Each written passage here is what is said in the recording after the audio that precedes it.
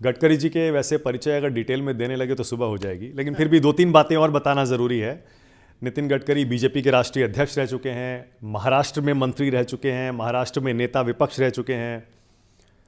गडकरी जी के बारे में कहा जाता है कि वो राजनीति के अजात शत्रु हैं, कोई दुश्मन नहीं है, और देश का हाईवे मैन भी कहा जाता है गडकरी जी को।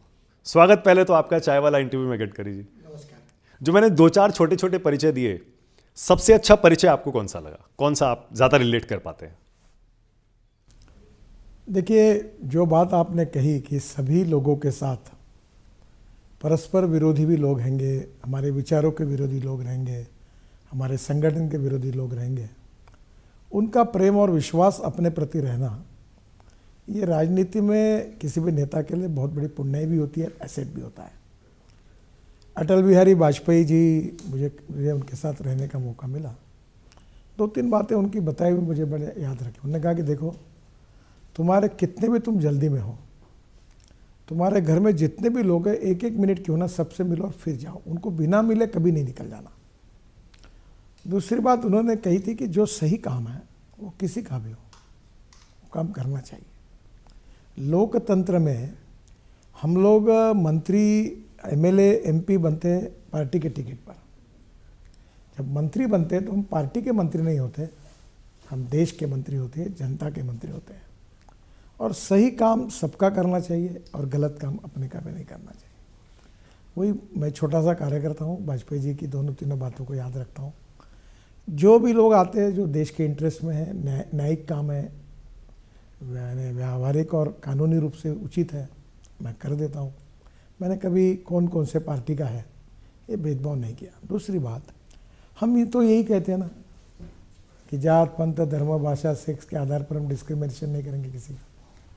हम जब मंत्री पद की शपथ लेते तो यही कहते हैं ना कि सबका काम करेंगे। तो मुझे पता है लोकतंत्र का ये तत्व ही है, और हमारे में वैचारिक मतभेद हो सकते हैं, मनभेद नहीं होने चाहिए। ये भी वाजपेयी जी की बात थी। मैं, मेरी पार्टी, मेरी विचारधारा, मेरा संगठन, इसके बारे में कोई कॉम्प्रोमाइज़ नहीं करूँगा। It is a part of my life conviction. और चुनाव के 15 दिन 20 दिन जो राजनीति होती है वो बिल्कुल मैं पार्टी के प्रति करूँगा। चुन कर आने के बाद और चुनाव खत्म होने के बाद मैं विकास के कामों की राजनीति नहीं करूँगा। ये मेरी कटिबद्धता है। इसी का मुझे कभी कभी फ़ायदा भी होता है, और मैं मानता हूँ कि लोकतंत्र के जो तत्व को हमने स्वीकार किया है उसके अनुरूप ऐसा करना ही हमारा कर्तव्य है और उचित है। यानी ये जो चुनाव के 15-20 दिन पहले की राजनीति होती है, आप इसमें विश्वास नहीं रखते? ये करना चाहिए। देखो, हर पार्टी है, हर पार्टी को चुनकर आना है। Every politician thinks about his next election. कोई गलत नहीं है उसमें। हमारी पार्टी चुनकर आया, हमें मेजोरिटी मिले है, पर हम पार्टी क्यों चुनकर आनी चाहिए?